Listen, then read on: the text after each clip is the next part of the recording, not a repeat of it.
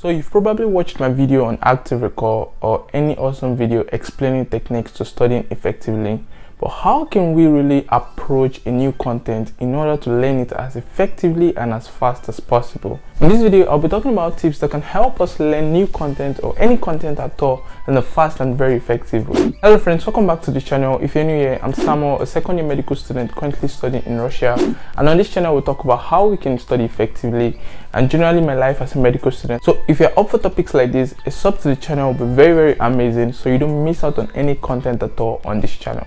So in this video guys, I'll be sharing with us 5 tips that I've learned from other students that are evidence-based that can actually help us to learn new content as fast as possible. And the first one we're going to be talking about today is to watch a video before or read a particular paragraph or summary about the content before actually starting to study. It's always important to scope a subject, a topic or concept before actually studying it, because scoping it or watching a particular video, short video before studying, reading a summary over this concept kind of builds an appetite in us that drives us with interest to actually study this topic. For me, I find myself actually before studying any particular topic watching videos in Russian and in English language to actually get the whole or the bigger picture of the topic I'm about to study. And it just doesn't build interest in us, it also consciously or subconsciously bring about questions in our heads that we might actually write down that we would actually want to answer for ourselves by the end of studying the concept. One last importance of actually watching video or a summary before studying is that it helps us get a glance at the different parts or different components of a particular topic before studying. It's just like looking at a house from a drone view. You can see everything at a glance before even entering into it, before you see how the different parts are actually connected. So watching a video or summary before studying actually builds an appetite, increase our interest, raise these questions in our mind, and also help us to understand how little pictures in this concept come together to form the big picture of the understanding. The second very important tip I'm going to be talking about today is focusing on the aims and objectives of a particular concept or topic. Going through a course like biochemistry or even studying biochemistry has actually made me understand that it's very possible to get lost in these little seemingly important reactions or details that look like they are very important, but then you are missing out on the big picture. And so in life and even studying, there are bigger pictures and there are smaller pictures, and so it's important for us to actually understand what the bigger picture is so that we don't get lost in trying to cram or memorize the little pictures in a particular concept. Nowadays, lecturers and textbooks actually give us aims and objectives or questions that are actually going to be answered by the topic before going into the topic. So it's important at every point in studying to have these aims and objectives at our left hand or any point in our head so that we remember what we're actually studying for and we don't get lost in trying to cram these little details. The third very important tip I'm going to talk about today is answering the immediate questions that come to mind.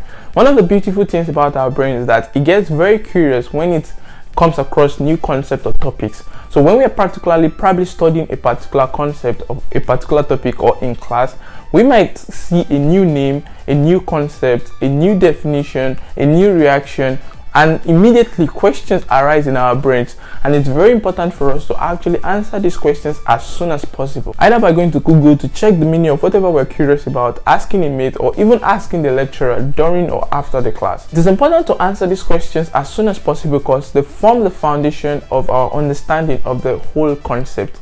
It is important because it's possible that these things we know them before and these questions come to our mind just trying to remember what it is, and if we immediately answer those questions, we've kind of broken the forgetting curve of that particular concept, and immediately we can actually let this concept stay in our head for longer time. Fourth very important tip I'm going to be talking about today is to form flashcards or questions while studying. One way to never forget whatever we're studying is to repeat, and not just repeat anyhow, but repeat effectively.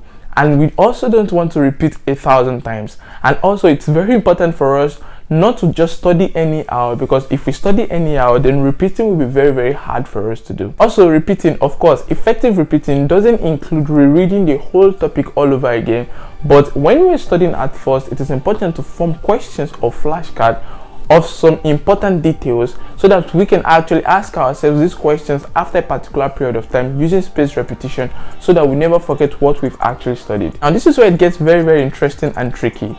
we might want to form question of every single thing we've actually seen, or form a flashcard of everything we've actually seen. This will bring us to two disadvantages. First, it's going to make us have a lot of flashcards that we will never go through, or a lot of questions that will be boring to actually answer. Second disadvantage is that this might make us focus more on forming flashcards or questions rather than actually understanding the whole concept being brought to us by the topic. One thing that can help us while forming flashcards or questions is that we want to put ourselves in the position of an examiner. So it'll be like, if I'm setting an exam over this particular topic, what am I going to love to ask my students? And that way we can actually focus more on the most important information or the main aims and objectives of this particular topic, and then we can get our questions from that, and this will drive us away from forming too many questions or too many flashcards that will be boring to go through. Finally, the fifth tip I'm going to be sharing is summary. It's obviously important to always form or give a summary of whatever we studied after a particular period of time. It's important for this summary to be as short as possible, and it should also be in a very comfortable language. We want to use the sentences or languages that are very comfortable to us, the languages that we actually understand, rather than using the direct language used by the textbook or used by the lecturer. By forming this summary, we can actually see that we have the bigger picture of what we're trying to study. One easy way to form the summary is using the Feynman's technique. Feynman's technique is that you take a very important or extremely hard concept and try to explain it to a 4-year-old or explain it to a friend who probably doesn't have any idea about this information before.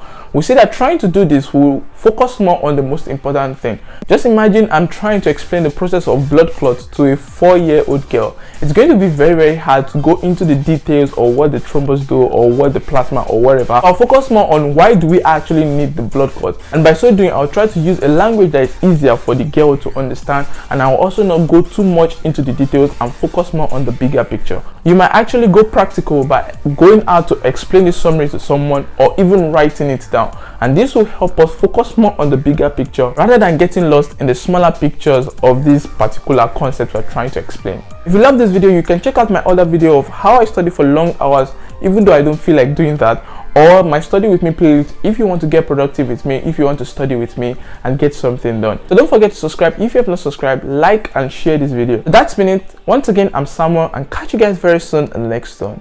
Peace.